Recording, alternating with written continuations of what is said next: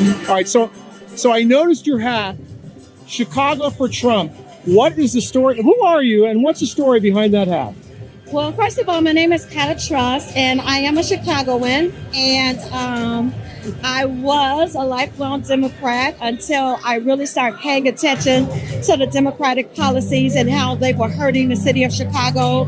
And I had decided that I had just had enough, and the migrant crisis is what really the migrant crisis. So took me over the edge. What is that looking like in your city right now? The migrant crisis. It is looking like a mess. It is a mess, and that's exactly what it is. But you know, I started paying attention to not just the migrant crisis, but the Democratic policies, and how those policies have really hurt, not helped us. And I just decided I have to get off this ride and go for a winner. I want to support someone who cares about America, who cares about the people of America, who cares about the American dream, who cares about whether or not people in America succeed. And so, therefore, I am now a Trump supporter. Well, that is they're all great reasons for Donald Trump. He is exactly that man. So, are you doing? Are you pushing people to volunteer and stuff like that? I am pushing people to volunteer. Not only that, if you go to our ChicagoRed.org website, you can go in, you can sign up and take a look at what we're doing in Chicago to turn Chicago red, to turn out the vote for Trump. So not only am I a Trump supporter, but I am working hard to turn out the vote to make sure that we turn Chicago red. Who do you think is better for the country, Trump or Biden? Trump. I say Trump. Why do you say that? He's a businessman. He's going to think business. And Biden is a racist. No wars, great policies, best years in the stock market. Who do you think has done more for the black community, Trump or Biden? I ain't even see Biden yet. I know Trump was out here. Biden, that's everything. Biden ain't doing we gonna get rid of his sleep. Do you see what's happening? They can't stop what's coming. They made a huge miscalculation by invading the black community with these migrants. As I've said many times in my videos, somehow the Democrats have been able to keep so many people in the black community on the plantation. They kept them poor. They kept them hungry. They fostered poverty and crime in black communities. They educated or miseducated black students in an embarrassing way. They worked very hard to destroy the black family unit. They used rap culture to promote immorality, and they used the pastors to keep people in line. And by the way, those pastors, those are the true overseers. And they used athletes and celebrities to be the people who would push the continuing, ongoing message that white people are the problem. And it obviously worked for decades. And now it's all falling apart because they decided to invade the black community with the newcomers. It seems that this was finally a bridge too far. Finally, many people in the black community are waking up, looking around and going, hey, I've had it. This is enough. This is definitely enough. We're not going to take it anymore. The Democratic Party should pay reparations to blacks because it was in the 1800s when the Republicans, which was known as abolitionists, separated from the Dixiecrats because they did not want to continue slavery. So after the abolitionists helped black people become Republicans and they changed their name, black people were able to own businesses. They was able to create the Black Wall Street, Rosewood. They were the most wealthiest communities in the United States. And so it was the Democratic Party who created the Ku Klux Klan, and the Klan were the ones who hated the blacks for creating Black Wall Street, and that's why they dropped the bomb on Black Wall Street. It was the Klan that did that. 2 years later, in 1923, it was the Klan that destroyed Rosewood. So if anybody owes black people money and reparation, it should be the Democratic Party, the Ku Klux Klan, which they originated from, that Democrats should be paying the money to blacks for all that they've done with slavery, the destruction of the black economic engines like Black Wall Street. I feel the Democratic Party should pay reparations to black people. See, they don't want people to hear that messaging. They've been talking about reparations for, years now. And they're saying that the white people, the rich white people, have to go ahead and pay us some money. I don't believe in reparations whatsoever. I wasn't a slave. I wasn't wasn't here then. I'm not entitled to anything. That man feels the exact same way, but he's telling them, but if you're gonna do some reparations, make sure it comes out of Democratic pockets. Those are the people who cause all the problems. You know, you've twisted it over the years. Again, it's part of that bamboozling of the black community to think these people are the devil when it was the Democrats who were the devil. Go look up your history. You've been bamboozled if you think that it's the white Republicans who have done such evil to you. It's the white Democrats who have done it to you. Let's continue. I know you hate your grocery bill just as much as I hate my grocery bill. I know you hate paying hot gas just as much as I hate paying hot gas. See, that's the part they didn't understand. Dementia Joe can stand up on any podium. Karine Jean-Pierre, she can stand up on any podium she wants. But you can't take people's life experiences away from them. When they go to the grocery store and they ring stuff up and they get the receipt and it's like, what? You can't change that. There's no amount of speaking on a podium at the White House or anywhere else or a rally and saying that life is good, you just don't know it yet. Well, I know that when I just went to the grocery store, here's what I'm paying. Hey, let's go to the gas station. I know when I go to the gas station, I was paying this much when Trump was here. I'm paying this much now. You can't change that. You can't bullshit. You can't just look at me in the face and go, it's not what you think. The economy's doing great. Bidenomics is some fantastic stuff. My rent's higher. My gas prices are higher. My food is higher. And now you shove these people, these newcomers down my throat? Yeah, you can take your message of Bidenomics and everything and build back better and stick it where the sun don't shine. Let's continue with this young man. So we need to come together as one, white, black, gray, purple, orange. They don't want that. See, that's just the opposite of what Democrats want. They don't want unity. Unity means less power. Keeping you and me and other people divided and having to point and say that it's somebody else's fault, that allows them to retain power. If people come together and go, wait a second, I don't want these people in my country. I don't want to pay these gas prices. My food is too high. My rent is through the roof. How about yours, Fred? Yeah. How about yours, Leroy? Yeah. Hey, Shaniqua, you feel the same way? Yeah. So we're pretty much all in the same boat now. That's what they don't want. They do not want that. Got to keep y'all separated. It's failing. And for the illegals, it's proper channels to go through. Yeah. Like every other ethnicity. Yeah. There you go. It's proper channels to go through. You shouldn't be able to come across the border illegally and receive help. Illegally come in my back door, you're going to get shot. Legally. Plain and simple. Illegally coming into my country. That's right. So I understand where everyone is coming from with the illegals. There's proper ways to go through these channels to come into America and officially become an American. As he said, it's pretty simple. All the other stuff the Democrats have done for decades, they crossed the line with this by opening the border and then shoving these people into the black community. Huge mistake. I'm glad they made it, but a huge mistake. They have decided they're going to create a new class of people they can depend on eventually trying to get them to vote for them, and they've shoved somebody else aside. The worst thing you can do to somebody is show you ignore them.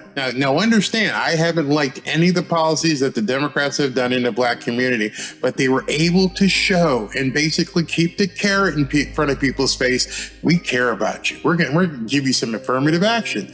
Yeah, okay, now what we're gonna do is we're gonna give you some food stamps. And you don't want that baby? Well, we'll help you get rid of that too. We're here for you. And now, in 2024, it's like, slide to the left, people. We got these new people we want to take care of and give debit cards and give this to and hotel stays. And people are like, wait a second, man. Hey. I can't go play basketball in the rec center because these guys are sleeping in the rec center. I can't go play football on the football field because you put tents on the field. Y'all crazy. We ain't for that at all. Not at all. Let's continue with this. Just make the playing field level. What are you afraid of? Yeah, that's the same thing Trump said in his thing. Okay, Trump said, what do you have to lose? So now he's saying the same thing to the Democrats. What are y'all afraid of? Why are you afraid of putting everybody on the same plane? In the black community, the kids are going to school. You go out into the white communities, the school, what they have in there, the computers and what they have in technology, we're so far behind. All this is by design. Bingo. People are starting to see that now. That this has been by design for decades to keep you on the plantation. Because if you can't get out here in this world, they don't teach you how to be entrepreneurs. They don't teach you how to invest your money. We're not teaching anything like that. And you get back to this, and it's been Democrat for 60 years. Yes. What the hell? Why does the black community keep voting for Democrats? Because we've been brainwashed. When I was coming up in my household, it was a straight Democratic ticket. What he just said was the absolute truth. You weren't allowed to have a question. And then, I'm the uppity Negro, and I'm like, hey, man, what about this guy? Oh, no, he's a Republican. Yeah, but what he says makes more sense. Oh, my God, you've been hanging out with too many white people. You went to college and like Sonny Corleone said, you went to college and got stupid. No, I went to college and just saw some things and went, what y'all doing ain't right, man. What you've been telling people back in the hood isn't the truth. I've seen the light. Luckily, I played football, so I was able to see more lights than most people could. And then when I go home, I'm like, hey, guys, I want you to know something. Y'all toast if you keep believing this stuff. If you keep buying into this crap, you ain't going anywhere. And then more and more people. And then we moved and we went up the ladder and everything else. And I can go back, as I've said in other videos, I can go back to neighborhoods that I grew up in 30 years ago that are still impoverished, people on a corner, people hanging out by the drugstore, nothing with their life, not even knowing what this world has available to them. So that guy was absolutely correct. Let's continue. Understand this, if we don't stand together and again, another message of unity. Stand together. He's not talking about just black people. He's talking about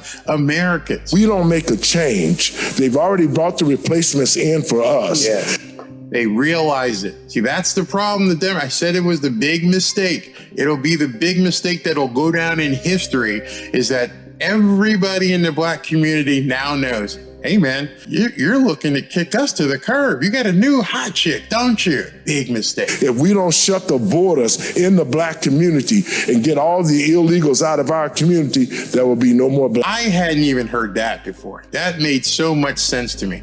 What he just said was not just the border in Texas, not the border down in New Mexico or Arizona. He said the border in the black community. We need to wall this off. We need to just not let any more of you people, because if you keep coming in here, we won't be here. He understands that. If you keep bringing in the replacements, the black people in that community will become absolutely meaningless. And people are seeing. All of this tells me they cannot stop what's coming very fast as well. You want to see something that's a great example and how fast things are changing and flipping? A month ago, I made a video and I posted this.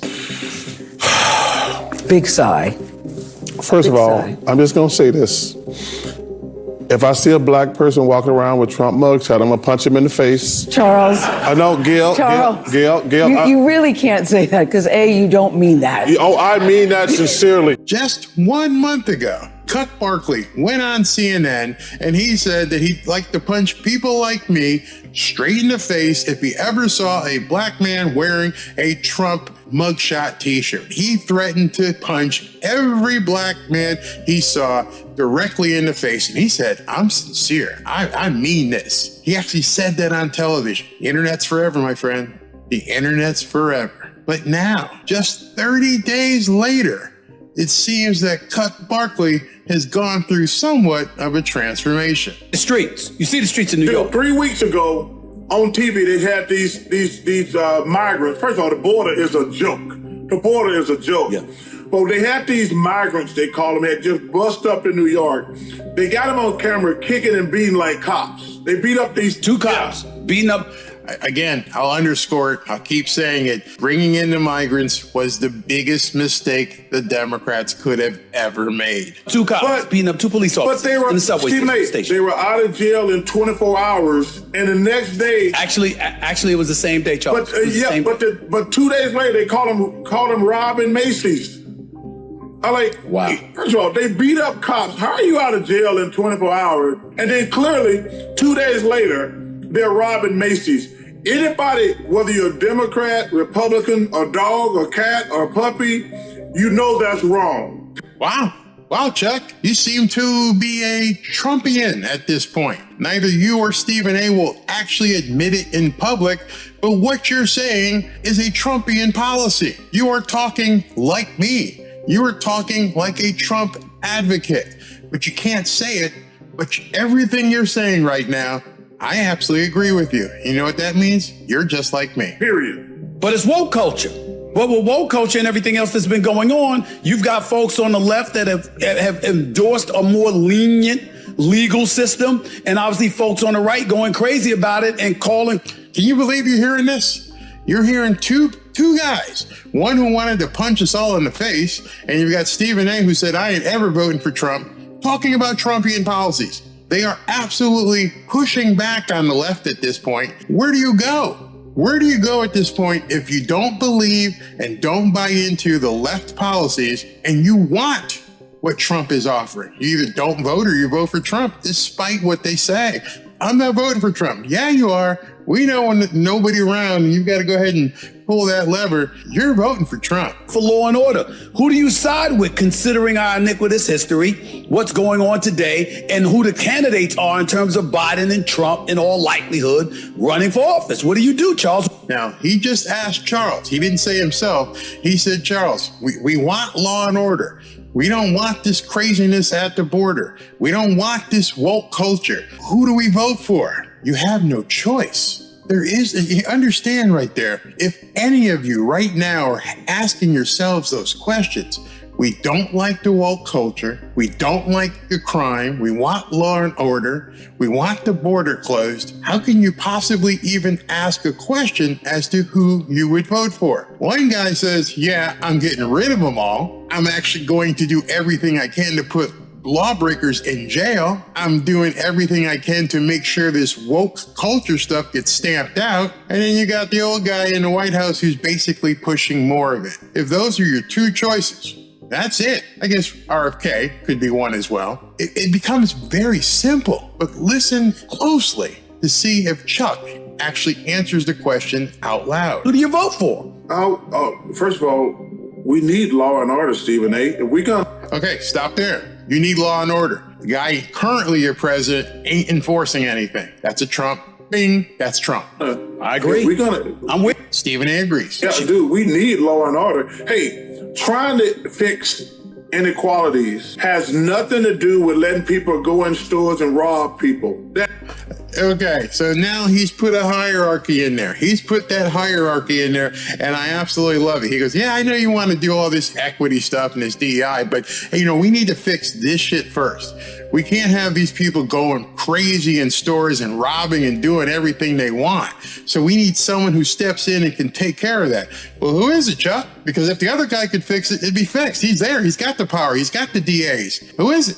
Pretty much, what's your answer? Still haven't heard an answer, have you? That has nothing to do with diversity or handling inequalities.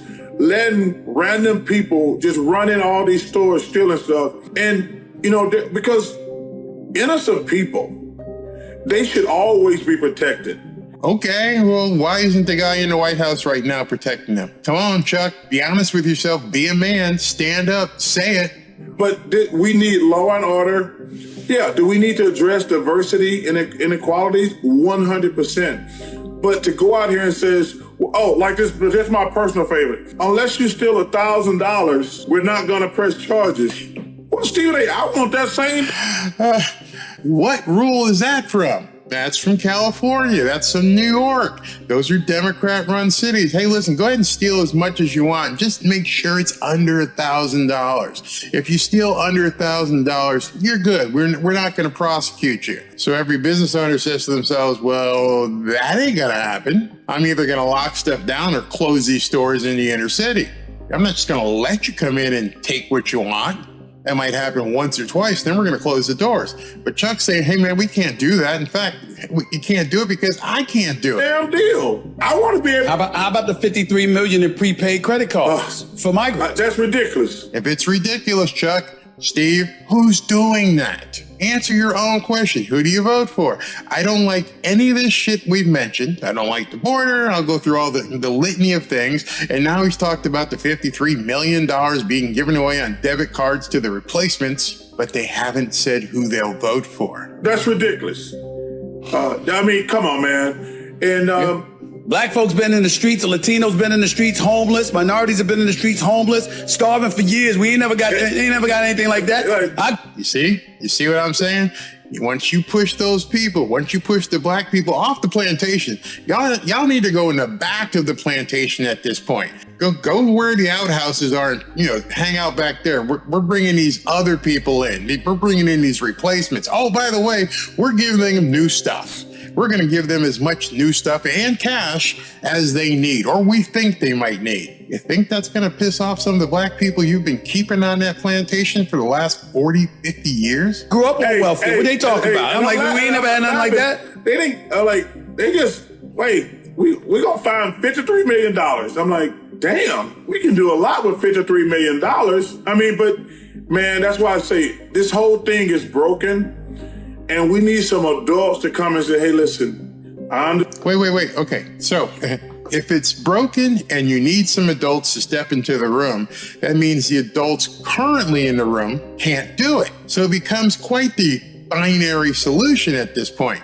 If the guy in charge can't do it, and you just said we need somebody new to come in and do it because this guy is failing, you're answering your own question without saying it. In other words, you're being phony. Be a man. You stood up in front of a camera and said you wanted to punch guys like me in the face if we wore a Trump mugshot t-shirt. But you can't be a man and look in the camera and go, nah, I want all this to change. I don't like Trump, but you know what? I'm going to hold my nose and vote for law and order. I'm going to vote for that because this guy isn't it. But you won't say that. That makes you phony. That makes you worse than wanting to punch me. Understand some things, but yeah, we're not gonna let everybody run wild and do what the hell they want to do. I mean, because that's just not right. I mean, it's just not right and it's just not fair. Just not right and it's just not fair. That's something we've all been saying for the last couple of years. Hey, you're going after Trump with all these lawsuits. That's just not right. That's just not fair. These people, they're overrunning the border. They're beating up cops. They're kicking in fences. That's not right. That's not fair. Hey, you're giving away $53 million in debit cards. They're staying in luxury hotels in New York City. That's not right. That's not fair. We need adults in the room to change things. That means you have no other alternative. If people who watch that have any sort of reasonable intelligence, they could decipher that the exact same way I just did. But they didn't say it. They didn't take it to the next level. In fact, Stephen A. has gone on and on. I'm not voting for Trump. I'm not voting for Trump. You know what sucks? Everything that Trump's not doing. He's actually said that. I'm not voting for Trump. I couldn't vote for Trump. I won't vote for Trump. Everything the other guy's doing sucks. I would tell him to his face, you're a damn liar, Stephen A. Stephen A., if you ever get a copy of this video, I'm saying it to you right now. You're a damn liar. Charles Barkley, you're a damn liar. You're a phony. If you want this and you're not getting this and somebody says, I'll give you this, then you're either a liar or you're a phony because you need to pick the guy who's going to give you what you expressly said you wanted. It can't be any other way, man.